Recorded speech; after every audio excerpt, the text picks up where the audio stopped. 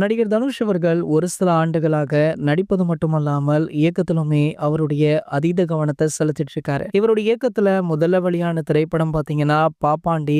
ராஜ்கிரண் ரேவதி அவர்களை வைத்து இவர் டைரக்ஷன் பண்ண பாப்பாண்டி படத்துல இவரும் மெடோனா செபஸ்டியனுமே நடித்திருந்தாங்க. சோ இந்த படம் பாத்தீங்கன்னா ஓரளவிற்கு சுமாரான வெற்றியை கொடுத்தது. சோ அதனடுத்து ஒரு சில ஆண்டுகள் படம் இயக்காமலே இருந்துட்டு இருந்தாரு. இந்த நிலையில பாத்தீங்கன்னா திடீர்னு அவருடைய 50வது திரைப்படத்தை தானே இயக்கி நடிக்க போவதாக ஒரு முடிவை எடுத்தாரு. அப்படி வெளியான திரைப்படம் தான் ராயன். இந்த படம் பாத்தீங்கன்னா சன் பிக்சர்ஸ் நிறுவனத்திற்கு ஒரு மிகப்பெரிய லாபத்தை கொடுத்திருக்கு. அது மட்டும் இல்லாம படம் விமர்சன ரீதியாக ஒரு மிகப்பெரிய தாக்கத்தை கிரியேட் பண்ணுச்சு. சோ இந்த கதையை ரஜினி சாரை வைத்து தனுஷ் அவர்கள் இயக்குவதாக இருந்தது. அதன் பின்பு அந்த முடிவை மாற்றி தனுஷ் அவர்களே அந்த கதையில் நடித்து ஒரு மிகப்பெரிய வெற்றியை கொடுத்திருக்காரு. இந்த நிலையில தனுஷ் அவர்களுக்கும் ரஜினி சாருடைய மகளான ஐஸ்வர்யா ரஜினிகாந்திற்குமே விவாகரத்தாகி கிட்டத்தட்ட 3 வருடங்கள் ஆக போகுது. இந்த நிலையில பாத்தீங்கன்னா ஒரு சில மாதங்களுக்கு முன்பாக தான் இவங்களுக்கு அதிகாரப்பூர்வமாக விவாகரத்தை நீதிமன்றம் வழங்கியது. இந்த நிலையில தற்போது தனுஷுக்கு 2 மகன்கள் இருக்காங்க. யாத்ரா லிங்கா அப்படின்னு சொல்லப்படுற